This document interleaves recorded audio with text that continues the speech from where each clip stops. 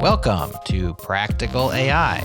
If you work in artificial intelligence, aspire to, or are curious how AI-related tech is changing the world, this is the show for you. Thank you to our partners at Fly.io. Fly transforms containers into micro VMs that run on their hardware in 30 plus regions on 6 continents, so you can launch your app near your users. Learn more at Fly.io. Well, our friends over at Speakeasy have the complete platform for API developer experience. They can generate SDKs, Terraform providers, API testing, docs, and more. And they just released a new version of their Python SDK generation that's optimized for anyone building an AI API. Every Python SDK comes with Pydantic models for request and response objects, and HTTPX client for async and synchronous method calls, and support for server-sent events as well. Speakeasy is everything you need to give your Python users an amazing experience integrating with your API. Learn more at speakeasy.com/Python. Again, speakeasy.com/Python.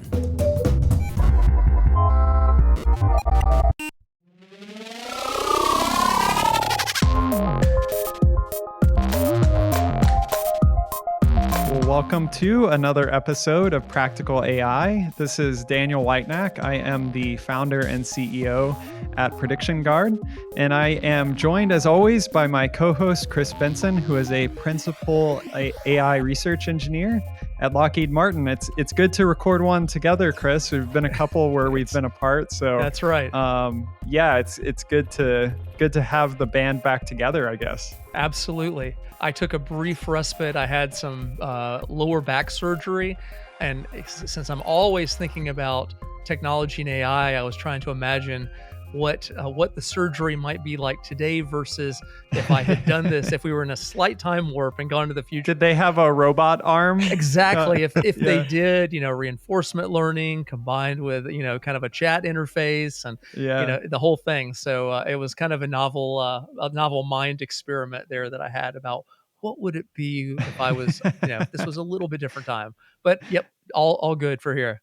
Yeah, well, I would hope that in all of our futures, as we have medical procedures done increasingly in by AI or AI assisted and other things like that, that those things are very secure as they happen. That would be very important, I think. Yes, absolutely. And on that front, I'm really excited because Chris, on this show actually a couple times I referenced the OWASP top 10, GenAI top 10 sort of risk white paper, breaks down security and privacy related risks into sort of different categories and helps people think about it. This is a collaborative thing with multiple organizations involved. But today we've got with us Dinis Cruz, who is a founder at the Cyber Boardroom, but also has been involved in OWASP in various capacities over the years and is aware of all of this that's going on and contributing to it. So we're just super excited to have you with us, Dinis. This is one I've been really looking forward to.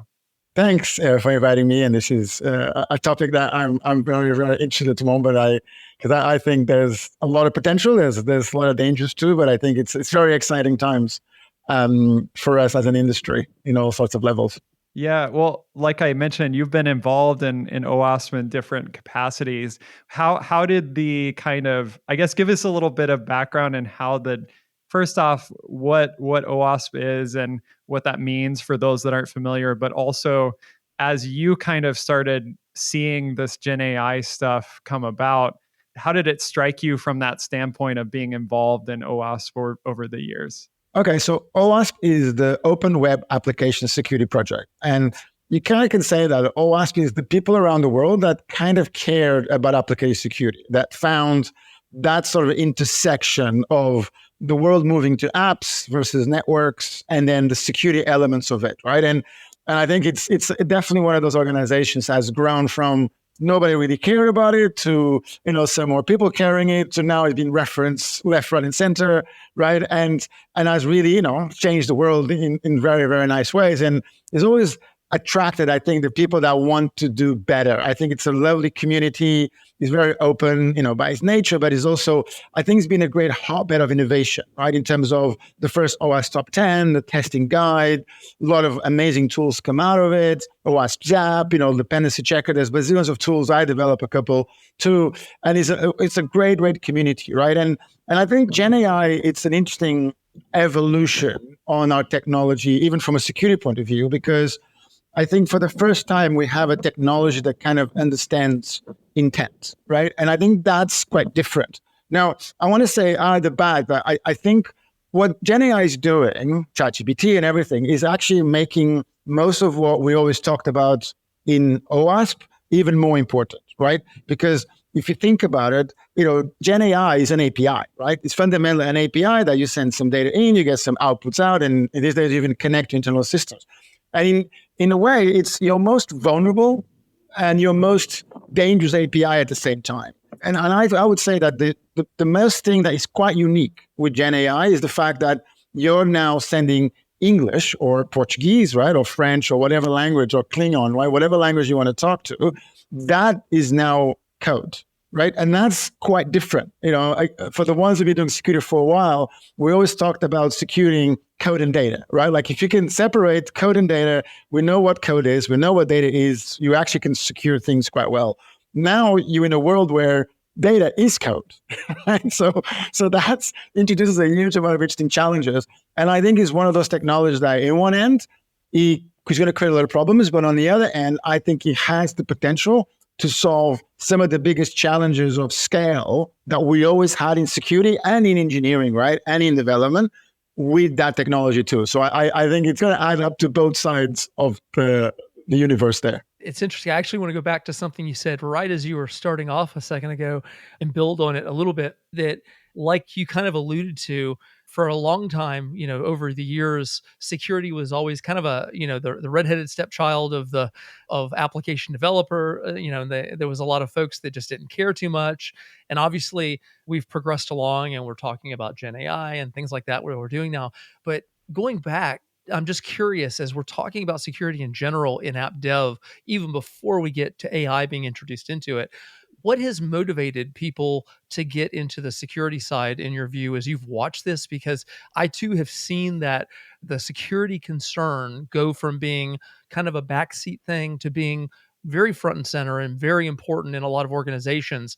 And that's been an evolution. And as you've been in the middle of this ecosystem, how have you seen that happen, and why, and where's that progression come to? Well, so I would say from personal experience, and I think from most of my peers, there's a thing of, it's nice to make the world safer, right? There's definitely a thing of like, it's nice to do something that the outcome is to make people safe. And I've always like to stay on the sort of defense, yes, a bit offensive, but like on making things system secure, right? So I think intellectual is really cool. I think from a technology point is really cool. There is a thing of hacking and breaking into stuff, which is also quite interesting, right? There's a little bit of a James Bond, hacking into a big system and getting there and all that jazz, which I think is part of the evolution, right? So I think is a really cool industry. It's very open, it's very welcoming, right? It's also very pragmatic. Right? It's in the beginning, it's like, can you exploit it or not? Right? Can you do this? Can you do that? Right? And I have to say, we need to also look, be pragmatic to say, for a long time, it didn't really matter. Right? Like in a way, there was a period where you knew who's being attacked because they were the companies who had the best security teams. Literally, there was a one-to-one correlation. That team does security very well. Cool, they've been attacked, right? They're on the evolution, right? And I've now been a CISO. I've worked a lot of companies, and there's definitely I tend to break into three different worlds, right? There is the nation state, the high level espionage. There is the ideology attacks, right? And there's the commercial attacks. The reality is that this one is a completely different level. If you're dealing with nation state, you know about it, right? You have hell of a teams, and we can do it, right? But it's a very different game. The ideology, it tends to depend on the industry you're in, right? Some industries are much more toxic. They tend to attract that.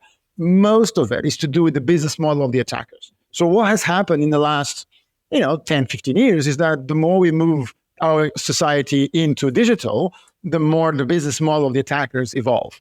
So in the past, you can get away with a lot of things. You could get away with crazy secure applications out there, and the probability of you being attacked was quite low, right? Now you kind of can't, right? So I think there's been that evolution of, in a way, the stakes are much higher. Right now, even the recent CrowdStrike problem, right? Which I still think is a security problem, right? We can talk about it if you want, but that just shows how one problem in technologies can bring down, right, large chunks of society, right? And in the old days, it was the NIMDA, right, the ISS worms that brought down a chunk of technology. But at the time, the impact was limited. Now, it really makes a difference, right? Like now, a cybersecurity problem in an organization of a medium size can break the company, can really severe disruption, right?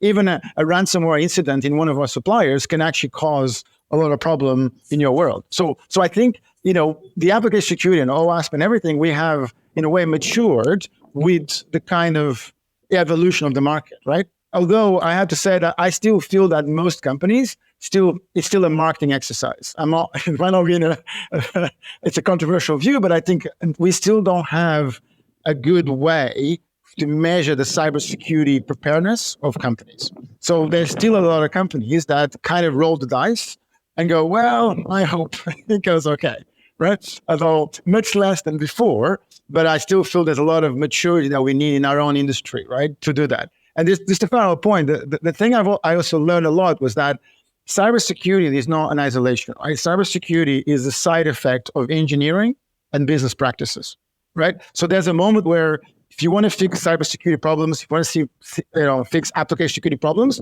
you have to fix engineering problems, right? And that leads to that, right? If you do really good engineering, if you do really good development, really good practices, half of what we talk about in application security is not needed because you just do it, right? It's just good practices. The problem is a lot of companies, a lot of teams don't do that. So the side effect is the security problems. I'm wondering when you're talking about this sort of business practices, the engineering, where these security vulnerabilities pop up and that sort of thing. Part of what comes to my mind on the GenAI side is the fact that it brings the domain experts a lot closer to the actual technology, in the sense that, like, often there are tools or there are interfaces that people are using to create sort of chains of reasoning just with prompts and other things, just with natural language. So they're not, to your point, I think now this sort of natural language is kind of like the code of programming these models. How do you think that shifts the dynamic between like the engineering side and the business side? Because from my perspective, a lot of these domain experts and business people are coming much closer to the actual kind of core functionality of an application. And I think that's the insane opportunity, right? So first of all, I don't view that the real power of ChatGPT is that it can create things, right? The real power of ChatGPT is that it can understand context, it can understand data, it can create mappings and relationships, right? And what is in practice, the way I visualize what you describe is that in the past, everything you wanted to do had to be coded, right? It had to be solidified in bits of code, which is also where vulnerabilities were created, but also where, in a way, we were locking down the business logic into code, microservices, structures, etc. And then we got bogged down by the complexity of that, right? And then we couldn't understand the side effects, and then things ground to a halt. And then again, security vulnerabilities appear in those gaps, right? It's those gaps, it's those misunderstanding of how APIs work, or an API that was created over here in a secure state that is now plugged to the internet, maybe not the best move, right? But I think where we're now entering a phase is that you can have a layer where the business logic is now described in prompts, right? And what happens is when you describe the prompt, you start to describe the intent of what you want to see happening. And instead of that intent being locked in code, which is really hard to change, it has a huge amount of things, side effects, you can have that in prompts. Now, we need to be better understanding the prompts. I'm doing a lot of work on provenance, deterministic AI, to make sure that we actually have AI outputs that are deterministic, but it's very powerful to be able to start to describe that, right? Even I'll give you an example, right? Like if you go to any organization, like when we do threat modeling, so one of the practices in security is threat modeling, right? Threat modeling is just social engineer the other side to give us an architecture diagram, right? That is up to date. Because once you have that, you'll find vulnerabilities, right? Because you start asking questions. What about this? What about that? What about that? What about that, right? In a way, the hidden elephant is most organizations have no idea how the app works, right? They have no idea, how actually things connected. The guys who develop it have gone, right? Now imagine a world where we start to use GenAI to explain how it works. Imagine, a code commit that goes to a GenAI layer that I can ask the question, did this change the attack surface, right? Did the attack surface of my organization change because of this? And they say, oh, if you did, then we need to do a review, right? If you don't, cool, go all the way to production, right? Now, these questions in the past were impossible to ask, right? Or you had ridiculous static analysis that, just about didn't work. Now we can start to codify a lot of those business logic questions, a lot of those intents of what I want to do, right? In basically in simple language instead of code. Because imagine, if you say, I want to do a change that allow anybody from the internet to access every record from this company, right? You probably go, ooh, hold on, I'm not sure that's a good idea, right? Or, I want this to allow, an attacker to run uncontrolled JavaScript on my clients, right? Ooh, maybe not, right? I want my secrets to be put on the source code, right? Maybe not. But at the moment, all those things get locked in to code, right? And it's hard to understand the side effects because nobody arrives one day and says, I'm going to create a security vulnerability, right? They, unless they're malicious, right? But apart from those, right? A lot of times it's just genuine mistakes, right? So I think what GenAI gives us is the ability to start thinking a lot more like three-dimensional, right? In our questions, but also in our applications where we start to describe the intent of what we want to do. And that can be analyzed. In fact, that can be analyzed by other GenAIs, so we can start to get a much better sense of actually what is happening.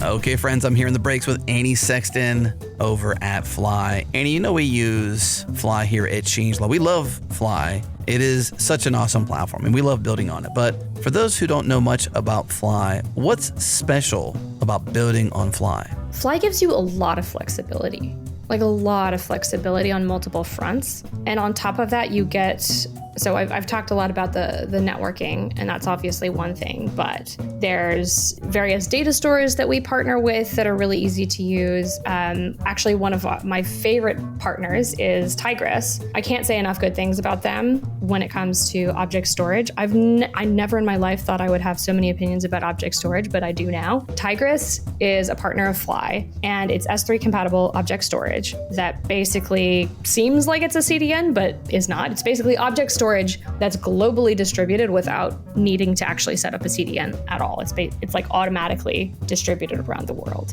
And it's also incredibly easy to use and set up. Like creating a bucket is literally one command. So it's partners like that I think are this sort of extra icing on top of Fly that really makes it sort of the platform that has everything that you need. So we use Tigris here at Changelog. Are they built on top of Fly? Is this one of those examples of being able to build on Fly? Yeah, so Tigris is built on top of Fly's infrastructure, and that's what allows it to be globally distributed. I do have a video on this, but basically the way it works is whenever, let's say a user uploads an asset to a particular bucket, well, that gets uploaded directly to the region closest to the user. Whereas with a CDN, there's sort of like a centralized place where assets need to get copied to, and then eventually they get sort of trickled out to all of the different global locations. Whereas with Tigris, the moment you upload something, it's available in that region instantly. And then it's eventually cached in all the other regions as well as it's requested. In fact, with Tigris, you don't even have to select which regions things are stored in. You just get these regions for free. And then on top of that, it is so much easier to work with. I feel like the way they manage permissions, the way they handle bucket creation, making things public or private is just so much simpler than other solutions. And the good news is that you don't actually need to change your code if you're already using S3. It's S3 compatible, so whatever SDK you're using is probably just fine. And all you got to do is update the credentials. So it's super easy. Very cool. Thanks, Annie. So Fly has everything you need. Over 3 million applications, including ours, here at Changelog. Multiple applications have launched on Fly. boosted by global anycast load balancing, zero configuration private networking, hardware isolation, instant WireGuard VPN connections, push-button deployments that scale to thousands of instances. It's all there for you right now. Deploy your app in 5 minutes. Go to fly.io. Again, fly.io.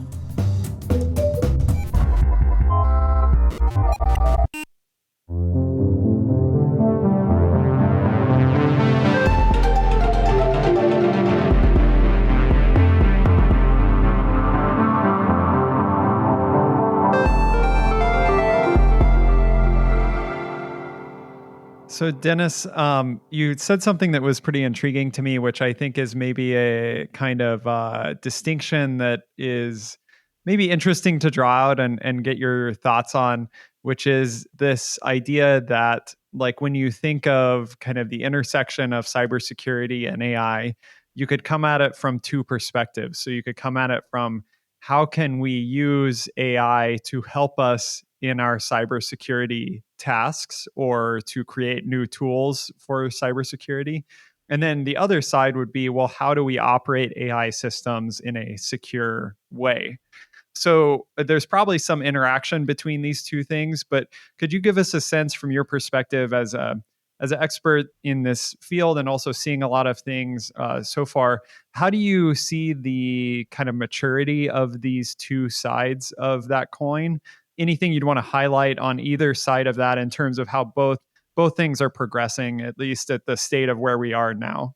So he's saying that, the difference between, using AI to sort of build systems and do things, and then using one of those outputs is the cybersecurity analysis, right, of what you have. Yeah, I could imagine there's ways I could use AI to fight cybercrime, for example, or to prevent malware, or like you just said, to help explain applications. So that's using AI to help you create more secure systems. Whereas there also could be just your AI system is insecure in and of itself, right? And how you've deployed it and run it. Yeah, and just on the second one, I think if you're not careful, most AI deployments are ridiculously insecure, right? Like they are. In fact, we have to take into account that we still don't have a good understanding for how the models work. So the reality is there's nobody today that can tell us that these models don't have ridiculous backdoors in there. They don't, even non-intentional, right? Even maybe, just the way it works. When we started this, people thought that a string copy was okay, right? People thought that, a little catch between a memory copy in the OS was okay. And then realized that you can drive buffer overflows, ridiculous exploits through it, right? So I think we're in a nation state at the moment, like in a early days of understanding everything you can do with a model. So my kind of view in this is that models that you want to use on that, how to use models secure should be read-only, should not learn. You don't want them to almost bring any content. You want to give you the content. You run them in complete isolation, and you assume that whatever you put on it is already exposed, and you verify the hell out of what comes out of it, right? And I think there's a lot of companies who are rushing into pushing models. The problem is that they not take into account that the models themselves are ridiculously powerful. And this is where you want to imagine that somebody can put a payload that is then executed by a model. And that model sits now in the middle of your organization, in your cloud, in your environment, who probably has access to APIs or other assets, right? That is ridiculously dangerous, right? And that's what we're doing, right? So I think in one end, I think we need to be very careful in putting models in line in how we actually validate the inputs and the outputs, which is kind of why I view them in multi-tier sort of flows. And on the other hand, when we use them in a safe way, they're ridiculously powerful, because going to your first point of how to use them for cybersecurity, what I really like is that I always felt that the model for cybersecurity is a model based on the attacker making a mistake. It's not about you protecting everything. It's about you want the attacker to make a mistake, i.e. make a call that was not supposed to happen, make a download, make a network connection, access the application in ways that no user will access it, call web services that completely out of sequence, right? In the past, again, it was impossible to model this, right? We tried squeezing technologies, even people that created ridiculous, installations of SIEMs and technology, etc. They really struggled at. But I think we now have a good chance of doing that. So that means that we can now create much more, I would say, hostile environments for attackers, because we force them to follow the paths of the users, which, by the way, they don't know, right, what those paths are unless they're already in your system, right? So I think we have a chance of using that. But what we need models that are really, really reliable. So OWASP has an amazing top 10 for applications, has a really good top 10 for GenAI models, right, etc., LLMs. What I think about is most of that is trying to deal with the fact that the models can learn and the models can actually be, don't have deterministic outputs. And I like the idea of actually turning the tables around and say, hey, I don't want my model to learn. I want the data that my model has access to be completely determined by the session and the state that request comes in, which is normal AppSec, right? And ideally, I don't even want the model to have knowledge, right? I want to give the model the knowledge that he's going to use so I control hallucinations, right? Like, Chris, you talk about your operation, right? Like, you don't want the GenAI doing the operation on your back to suddenly go off piste, right? And start doing an operation on your leg, right? So in this theory would be that you want, for example, the GenAI model that is facilitating your operation to only know about back stuff, or maybe to know general things about the body, understand that, but the domain knowledge that it has should be laser sharp focused to the situation that you're in, and then that's how you control hallucinations, right? So I think the fundamental problem that we actually went backwards in security is that we now don't have a separation between code and data, right? And that's, I don't think we speak enough about this, because for me, that's a massive problem, right? It's a massive problem because we really need to be able to distinguish what is code, what is data, what's an input, what's a command. So I'm doing a lot of stuff where I go from JSON to JSON, and the latest model do this better, where I almost want an API coming in. I give that API, which I can form nicely with data validation and stuff, to the model, and then the model output itself is an API that is completely strongly typed, so I understand the output, if that makes sense. It does. And just on the side, I'll just say I might actually need that operation on my leg too, but I would prefer it was a separate operation that we exactly planned out, just to note it.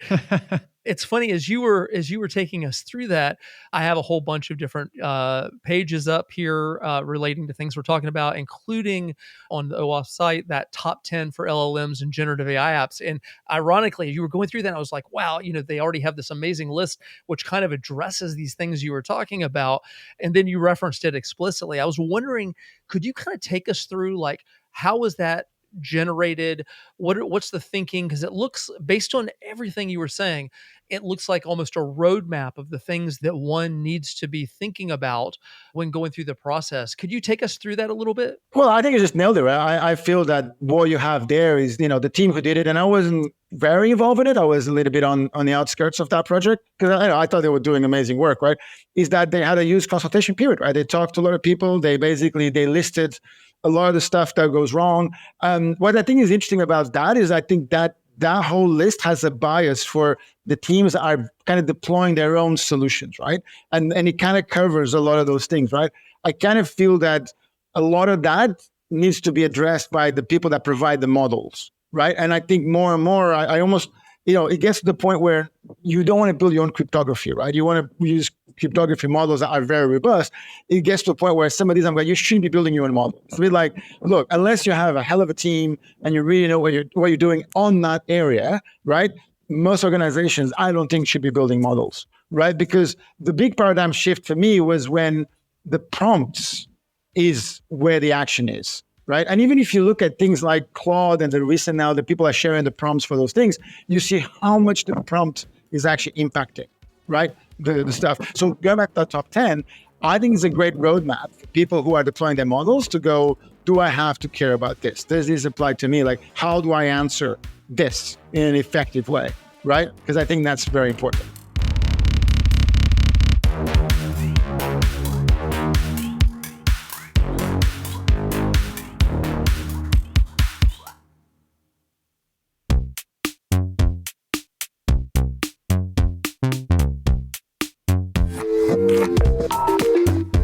You know, when we started podcasting back in 2009, an online store was just the furthest thing from our minds. Now we have merch.changelog.com, and you can go there right now and order some t-shirts, and that's all powered by Shopify.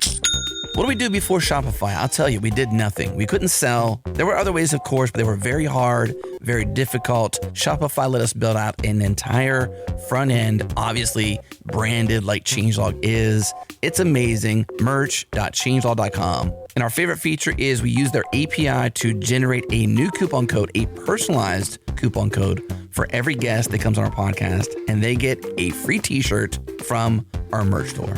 And that's so cool. They choose the shirt they want, they use the coupon code, it arrives free of charge to them, and life is amazing. But also, you can go there right now to merch.changelog.com and buy some threads yourself. And that's awesome as well. So upgrade your business and get the same checkout we use with Shopify. Sign up for your $1 per month trial period at shopify.com/practicalai, all lowercase. Go to shopify.com/practicalai to upgrade your selling today. Again, shopify.com/practicalai.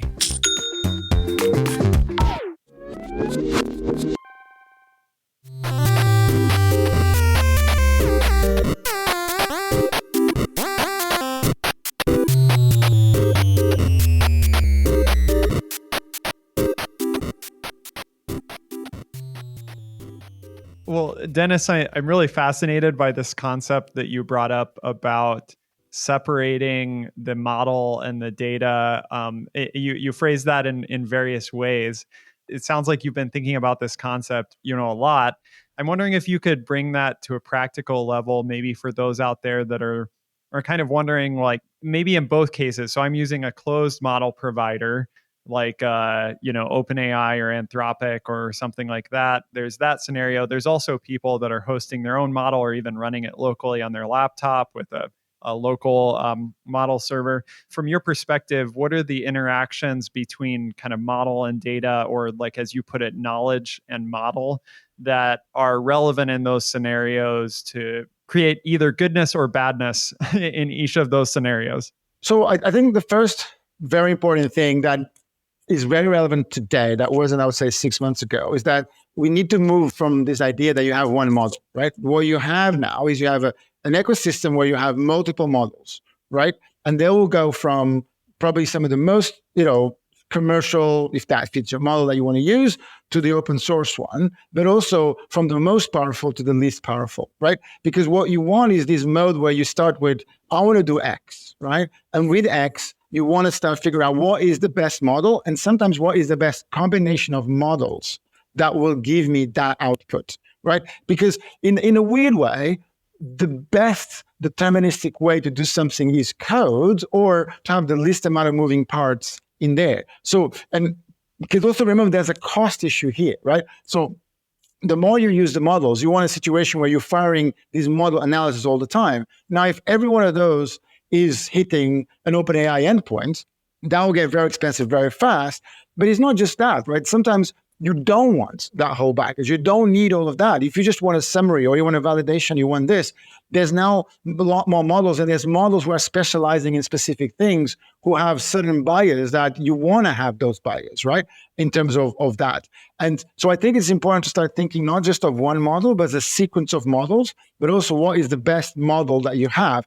And the open source models, the reason why they're a game changer, right, is because suddenly you can now run models, let's say with Ollama, on a desktop CPU with decent speed, right? And decent speed might not be like, the real time now we now get to ChatGPT and Claude 3, etc., but maybe even how ChatGPT was a year ago or 2 years ago. But what it means that if that's on your pipeline, you now have a pipeline that is run off CPU, right? You don't even need GPUs now. You can, of course, if you have them and you can afford them, it fits your model. But it's CPU level that can run a model that is completely isolated from the internet. And I think it's very important. I think it's very important that you have a design that has those workflows, because you start to introduce them as part of your workflows. In a way, the key answer to your question is, people need to pick up a use case, right? It doesn't need to be ridiculously complex, but pick a use case and then try to do that with a GenAI workflow, right? And that workflow where in the past you had to code, now is a workflow that has multiple LLMs, it has multiple sequence. I have things where sometimes you create same question to 3 models, then you use a 4th one to analyze it, and on that pipeline. And what I'm trying to do with the Cyber Boardroom is fundamentally try to address in cybersecurity how to communicate, how to translate cybersecurity knowledge to board members or executives, but also how to get those executives to ask good questions and to translate what they care about. So a really cool use of technology and is to think about translation, right? So for example, if in the past as a CISO, I produced reports and briefings for a lot of people, but I didn't customize them because it didn't scale, right? Now I have the ability to create a customized version for Daniel, right? And take into account your culture, your language, your context, your level of interest. Do you care? Don't you care? What's your focus? And I have another version for Chris, right? So maybe, Daniel, you're a lot more focused on the financial element. Chris might be more focused on the strategic element of it. So I now have the ability to translate a bit of knowledge into very specific domains of one, right? Because I can feed the knowledge, I can feed what the background information, I can feed the audience, and then I can say ChatGPT or Claude or Llama or Gemini, translate this, right? And they are really good at that. And they don't tend to hallucinate at that level because you create the parameters. So that's a good example of a use case, right? Which is very laser sharp, but adds a lot of value. Because, imagine, this is not just execs. Imagine you have the project manager and you have a program manager and you have the lead developer and you have the QA and you have the marketing person and you have the executive. You can now create briefs for every single one of them that puts into context why they care. Why is this important? Why this, cybersecurity stuff means that when the marketing team does a campaign, the website doesn't block your users because you just have 50% more traffic. This is a real story, by the way, right? It's like, we were attacked by our marketing department and run a primetime TV ad. Great, but if you knew about it, right, we could have planned, right? So there's all this lack of communication, and I think is really interesting to do in organizations. And in the past, this didn't scale, right? So if you now take into account that you now have multiple models with different level of capabilities, you almost want to think, what is the most cost-effective, what is the most deterministic way for me to chain this, where, you maybe use some cheaper models to do some stuff, and then maybe use the last more expensive model to actually do some kind of Uber analysis and make sure that it all makes sense, right? And of course, this should all be calibrated by the humans who start to calibrate the inputs and the outputs that go into the system. But that's why I feel that it's very, very exciting now that we're having this super competitive race between the different models, because we now have a huge amount of models to choose from, and you can now start to pick which is better for each capability, right? And that's why I want to see models that have no content, right? I want to see models that just have understanding and logic, right? It's almost like we need to find a way to strip away, some of the content so that I can say, this is my policy, right? This is what I care about. This is my world. Because remember now, we now have big context windows, right? So you can now feed quite a lot of data in a prompt that goes into the model.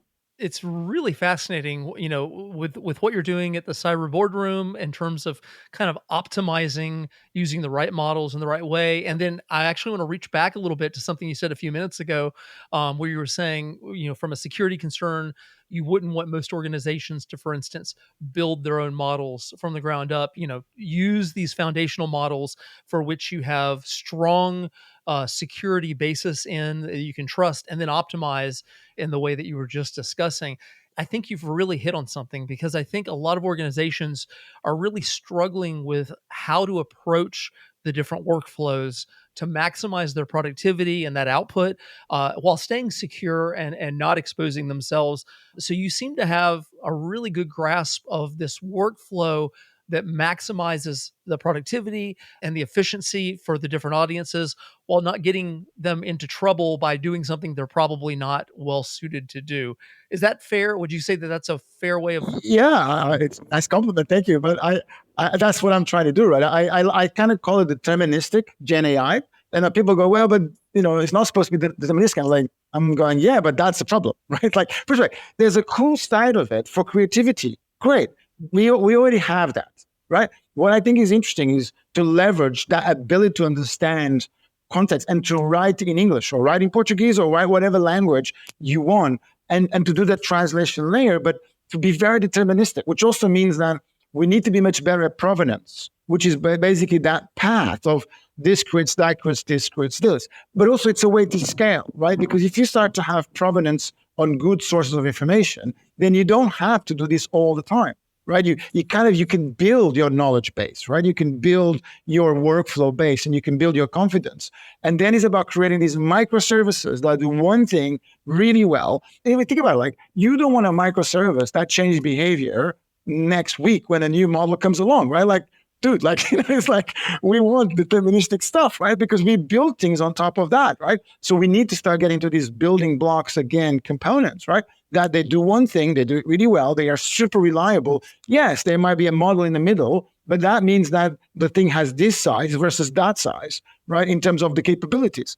And more importantly, and I think, Daniel, you mentioned this before, is that this allows us to go to the business owners and let them be in a driving seat. Because think about it, in the past we had gherking, if you guys know what that is, when you write stuff in quasi-language, when I do this, then I do that, or given this, given that. But that was always a hack because it was like freaking hard-coded to the back end.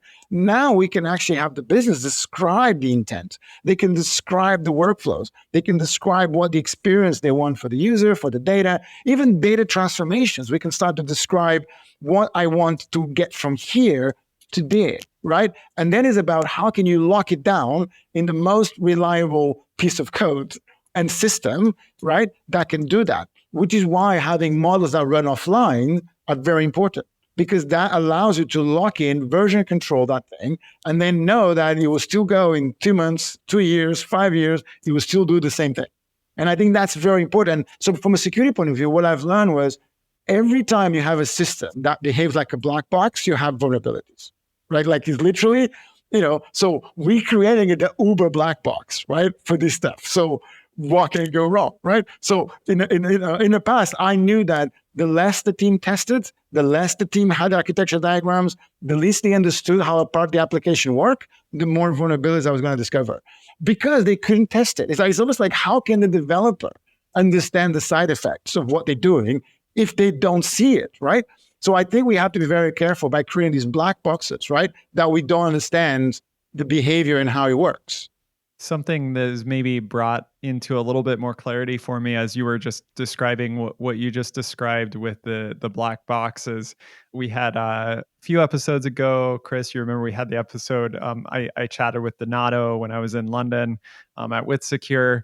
And one of the things that he brought up, I'm curious at your perspective on, Dinis, is like these very, very large models, especially the closed ones, have a huge attack surface. Like the vulnerabilities, like they're so general, there's so much knowledge kind of embedded that it would be sort of impossible to think that you could kind of fully explore the space of behavior and prevent things like jailbreaks or things like prompt injections, that sort of thing. Whereas sort of the smaller model you bring the data to is either going to perform really good if you bring the right data to the table because it's not embedded in the model, or it's going to be complete trash output, which maybe is better because you're operating in a regime where the data distribution isn't what you expect. I'm curious if that tracks with... And you can ask, you can verify. Yeah, I think that's spot on, right? Look, it tells you something that it's almost like somebody had an cool analogy. Like it feels like we're back in the navigation. Like Portuguese has a great history of